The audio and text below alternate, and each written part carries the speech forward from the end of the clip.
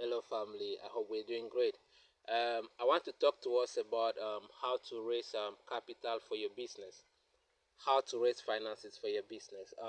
The first thing that we need to understand in life is difficult everywhere, and nobody has money to throw around. Even Bill Gates have every single use for his money. Even Elon Musk has use for his money. Dangote have use for his money. So before you want to raise capital, you need to be sure of what you are doing, and you need to show proof of what you are doing.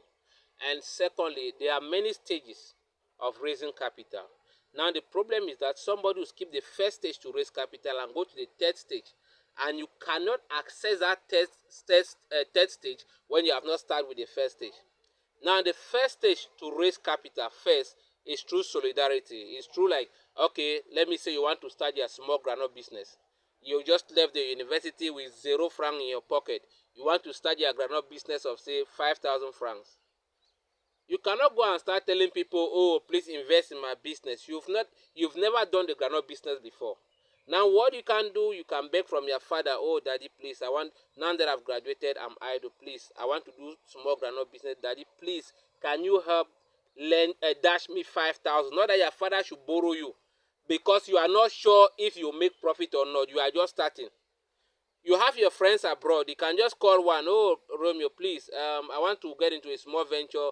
Can you kindly assist me? Don't borrow. When you are starting a business, you don't borrow. You don't have to borrow. Why? Because you have not yet done the business, and no matter how far you think you know the business in theory, until you get to the practicals, you will never know the business, because there are a lot of unforeseen circumstances that you will never know until you start doing the business. So when you want to start, normally beg, beg from friends, beg from loved ones, beg from your spouse, beg from your classmates, beg from church, your pastors, anybody that you think the person can be of goodwill to assist you. Don't borrow, because when you want to borrow, they start thinking of the probability of you paying their money back, and they start seeing what you want to do as being unrealistic. But if you are begging, even if the person has 5,000, he's giving the 5,000 without expecting anything in return. All the person wants is to wish you well that you succeed. But when you want to borrow, they start expecting something in return. And the reason why they will not give you is because they are not sure if you make a turnover to be able to repay the loan back. Now, after borrowing, the next step is to go to informal groups to take a loan. Your jangi groups, your local cartel meeting, maybe you have your classmates association meeting. That is the next level, because there is a lot of solidarity, there is a lot of sentiment. Most of the time they don't put business first, they put the solidarity first, so they can easily give you the loan without really scrutinizing your business, without really checking if the business will be 100% profitable or not. Now the second stage, now you go to microfinances, because with microfinance too there is a little bit of solidarity into it. And with microfinance, their customers are not huge, so they know almost all their customers. And with the way microfinance work, most of the time they will ask you for a surety. So even if they think you can't pay, your surety will pay in the case that you fail. Now the next step is to go down to you know mainstream financial institutions, commercial banks. Now before you go to commercial bank, you must have a track record. You must have a track record. Let me give you an example. Let's say somebody who have a PhD in transport and logistics, and he want to open a transport company. He has never done any transport business before. He writes a very good project that, oh, I want 100 buses to be transporting people from say Douala to Marwa. And these 100 buses will employ 100 drivers directly. Indirectly, will employ other 500 people. Blah blah blah. The bank can never give you such a loan. Why? Because you don't have experience.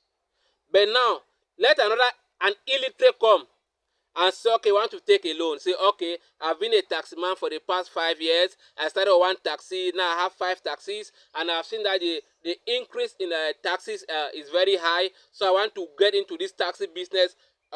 full swing, so I want a loan to buy 10 more taxi to add to my existing 5. They will give him the loan. Why? Because there is track record. He started with 1 taxi, now he has 5. That means the business is profitable. So when you want to go and ask for a loan, forget about your certificate.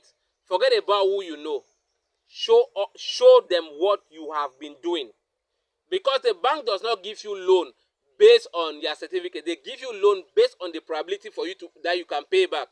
You need to understand that commercial banks don't print money. They take the depositors' money to give you.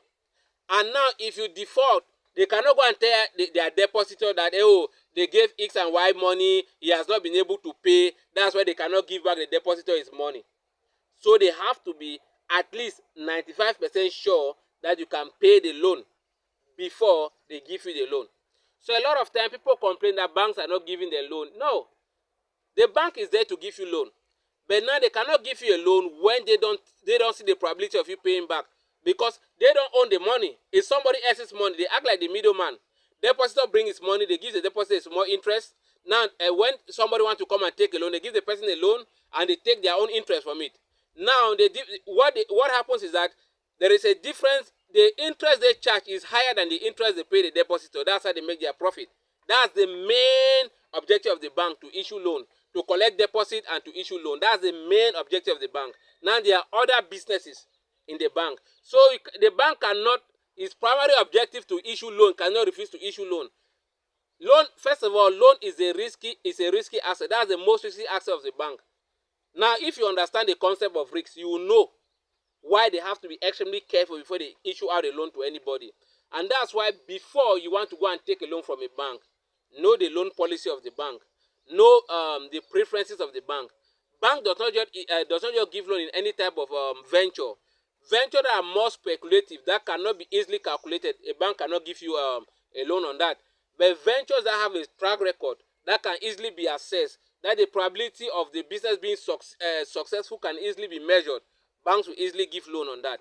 Now, the last stage now is looking for investors. That is equity capital.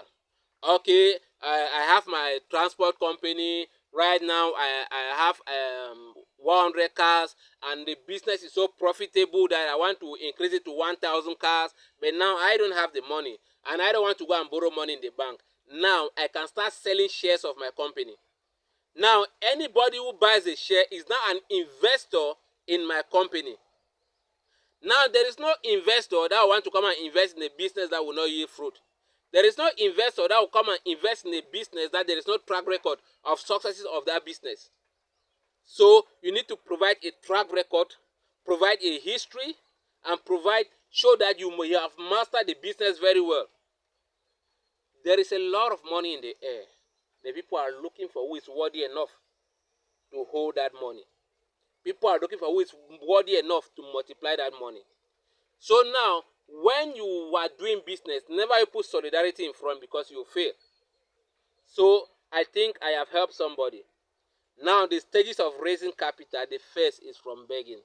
Second, from informal forms, like maybe your Jangi group, your ex-student association. Third, from microfinances and cooperative credit union. Fourth, from the bank. And last, from equity capital. Thank you and God bless you. And I hope you succeed in whatsoever you're doing. And listen, the greatest thing in business is integrity. Once you don't have integrity, you'll fail in business. But when you have integrity, even your enemies will invest in your business. God bless you.